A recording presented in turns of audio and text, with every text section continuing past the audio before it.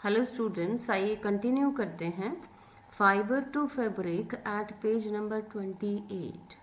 Bujo is wondering why it hurts when someone pulls his hair but not when he goes for a haircut.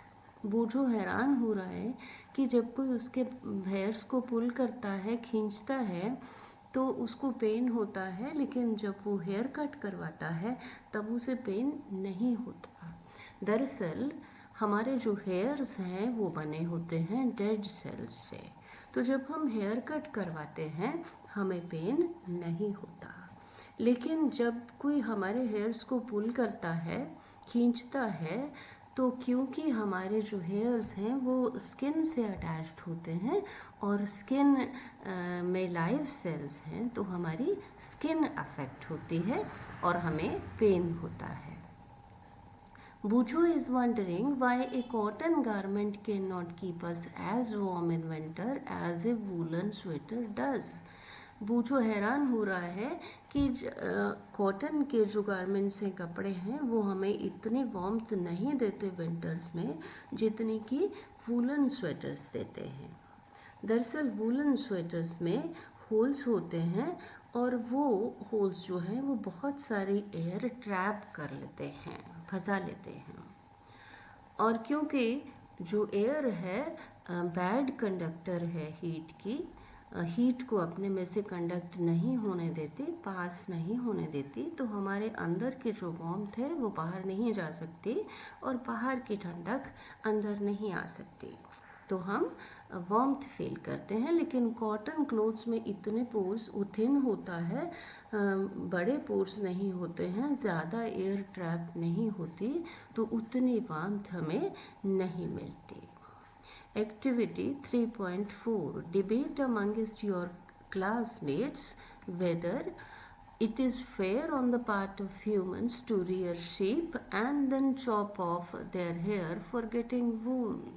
Debate करिए अपने classmates के साथ, discuss करिए कि humans के part पे क्या ये ठीक है, शीप की रेयरिंग, शीप को पालना और फिर उनके हेयर्स को चॉप ऑफ करना, काटना वूल लेने के लिए। दरअसल शीप की बॉडी पर जो फ्लीस है वो बहुत तेज़ी से बढ़ती है। अगर इसको ना काटा जाए, स्पेशली समर्स में जबकि टेम्परेचर ज़्यादा होता है, तो उस वक्त शीप जो हैं वो अनकंफर्टेबल फील करती हैं, स्ट्रेस्ड फील करती हैं। और समर्स में तो अगर इसको ना काटा जाए तो ये अपने आप भी गिर जाती है। चलिए अब पढ़ते हैं सिल्क के बारे में। सिल्क कहाँ से मिलती है?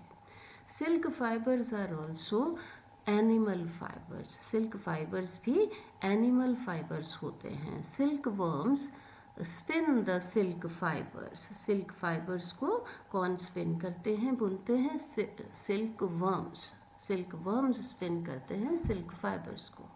The rearing of silk worms for obtaining silk is called sericulture. Silk worms की रियरिंग क्या लेने के लिए? सिल्क लेने के लिए। इस प्रोसेस को कहते हैं sericulture. Find out from your mother, grand mother, your aunt. क्या फाइंड आउट करें? अपने मदर से, आंट से और अपने ग्रैंड मदर से, दादी माँ से। The kind of silk saris they have. किस तरह की साड़ीज सिल्क की उनके पास हैं। List the kinds of silk.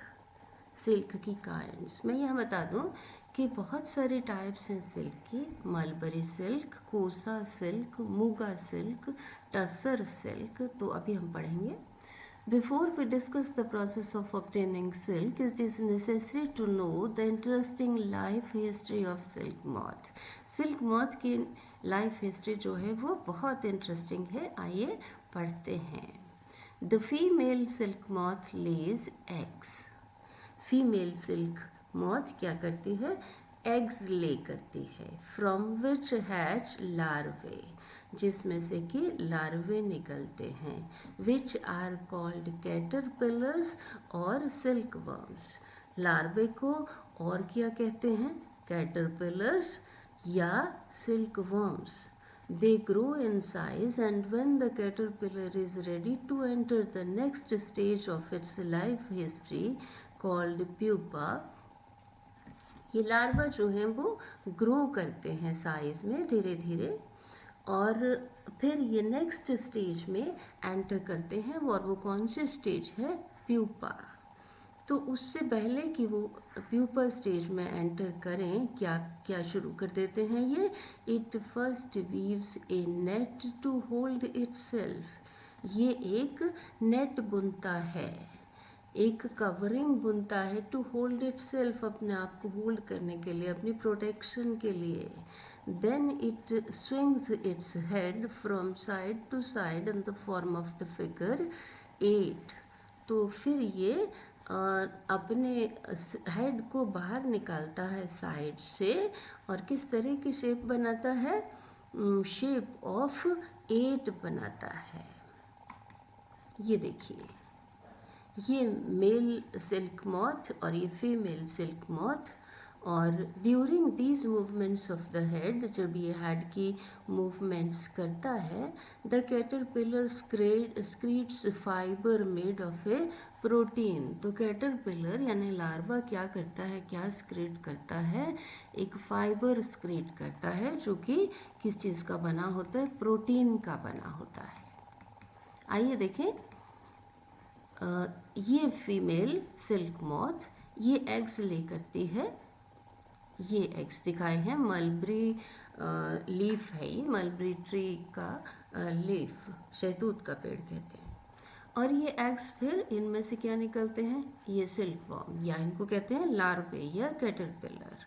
और जब ये लार्वा थोड़ा सा बड़ा होने लगता है, प्यूपा बनने लगता है, उस समय ये स्क्रीट करता है अपने आसपास, ये कवरिंग बना लेता है, एक प्रोटीन फाइबर की कवरिंग, जिसको कोकून कहते हैं। और इस कोकून के अंदर, ये कोकून है बाहर, और इसके अंदर ये डेवलप होता रहता है। लार्वा से फिर प्यूपा बनता है, और फिर सिल्क मॉथ बनता है। तो ये कोकून किस चीज़ का होता है? प्रोटीन का। Which hardens on exposure to air, और ये प्रोटीन हार्ड होने लगती है जब ये एयर के कांटेक्ट में आती है, एंड बिकम्स सिल्क फाइबर, और सिल्क फाइबर बन जाती है। Soon the caterpillar completely covers itself by silk fibres and turns into pupa. जल्दी ही ये कैटरपिलर अपनी पूरी बॉडी को कवर कर लेता है सिल्क फाइबर से, और इस कवरिंग को क्या कहते हैं? Cocoon. The further development of the pupa into moth continuous inside the cocoon. और जो फर्दर डेवलपमेंट है, फर्दर ग्रोथ है प्यूपा से सिल्क मॉथ बनने की, वो इस कोकून के अंदर होती रहती है। कोकून एक्चुअली एक प्रोटेक्टिव कवरिंग है। Silk fibres are used for weaving silk cloth. सिल्क फाइबर से क्या बुनते हैं? Silk cloth. Can you imagine that the soft silk yarn is as strong as a comparable thread of steel? क्या आप इमेजिन कर सकते हैं? क्या आपको पता है कि ये सिल्क थ्रेड में कितनी स्ट्रेंथ होती है? अगर कंपेरेबल स्टील का थ्रेड लें तो उतनी स्ट्रेंथ होती है जितनी कि स्टील के थ्रेड में होते हैं। द सिल्क यार्न और the thread is obtained from the cocoon of the silk moth. तो सिल्क यार्न या सिल्क का थ्रेड जो है कहाँ से मिलता है, कहाँ से प्राप्त किया जाता है? सिल्क मॉथ के कोकून से। There is a variety of silk moths which look very different from one another. बहुत सारी वैरायटी है सिल्क मॉथ्स की जो कि अलग अलग दिखते हैं, and the silk yarn the yield is different in texture. और जो ये सिल्क का धागा प्रोड्यूस करते हैं वो भी डिफरेंट होता है। किस तरह से डिफरेंट होता है? इन टेक्सचर में डिफरेंट होता है, बनावट में डिफरेंट होता है। कोई मॉथ्स ऐसी सिल्क प्रोड्यूस करते हैं जिनका जो थ्रेड है वो कोर्स होता है, खुरदरा होता है। किसी मॉथ का सिल्क थ्रेड स्मूथ होता है, मुलायम होता है, किसी का शाइनी होता है। तो इस तरह से डिफरेंट टेक्सचर के। Thus tussar silk, muga silk, कोसा सिल्क एट्सेट्रा। तो कितनी तरह के सिल्क हैं? टसर सिल्क, मुगा सिल्क, कोसा सिल्क और मलबरी सिल्क भी है। Are obtained from cocoons spun by different types of moths। तो different types के जो moths हैं वो different types की skin जो है वो yield करते हैं। The most common silk moth is the mulberry silk moth। जो कॉमन आमतौर पर जो सिल्क मॉथ है वो मलबरी सिल्क मॉथ है और इससे जो सिल्क मिलती है उसको कहते हैं मलबरी सिल्क। इंडिया में जो सिल्क प्रोड्यूस हो रही है उसका करीब करीब 80% सिल्क कौन सी है? Mulberry silk. The silk fibre from the cocoon of this moth is soft. किस तरह की सिल्क इस कोकून से मिलती है? वो सॉफ्ट होती है, लस्ट्रस होती है, चमकदार होती है, एंड इलास्टिक, इलास्टिक भी होती है। And can be died in beautiful colours, और बहुत सुंदर सुंदर कलर्स में इसको डाई कर सकते हैं। सेरिकल्चर और culture of silk worms is a very old occupation in India. Silk worms की रेयरिंग और उनसे सिल्क लेना यानी सेरिकल्चर बहुत पुराना ऑक्यूपेशन है, व्यवसाय है इंडिया में। India produces plenty of silk on A commercial scale. Commercial scale पर इंडिया बहुत ज़्यादा सिल्क प्रोड्यूस करता है। Thank you.